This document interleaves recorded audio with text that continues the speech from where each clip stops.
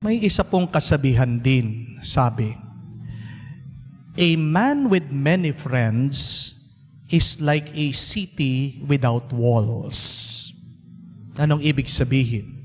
Ang taong maraming kaibigan ay parang syudad na walang pader, na walang harang. Ibig sabihin, kung kaibigan mo ang lahat, maghanda ka, lulusubin ka, gagamitin ka, mauubos ka. Dahil ang katotohanan ay hindi natin kailangan ng maraming kaibigan. Ang kailangan natin ay mga totoong kaibigan. Kahit na mangilan-ngilan lang ang kaibigan, ang mga tao sa buhay natin, ang mahalaga ay tapat at mabuti ito sa atin. Dahil pagkarami-rami mo man ang iyong kaibigan, kung hindi naman sila talaga tapat sa iyo, at dalawa ang mga mukha ng mga yan, kawawa ka. So choose quality over quantity. At yan ang ginagawa ng Diyos. Kung makakaya niyang pagpasensyan hanggang huli.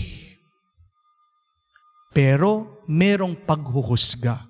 May oras ng paghuhukom.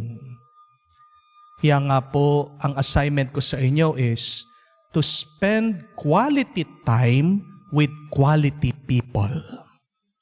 Sino yung mga sa tingin niyo ay totoong-totoo sa inyo?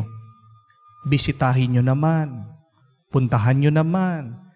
Message nyo naman. Lumabas naman kayo. Maglakwatsa naman kayo. Mamasyal naman kayo. So spend quality time with quality people so that you will also be a quality person. Huwag nating kalimutan ang unang-unang nagmahal sa atin. At hindi tumitigil, nagmamahal sa atin ang Panginoon.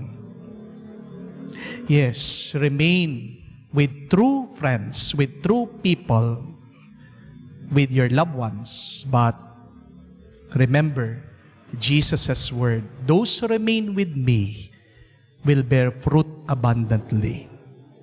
Kaya tayo ay manatiling nagpapasalamat at lumapit sa Diyos sa Kanyang mga pagpapala pang ibibigay sa ating lahat.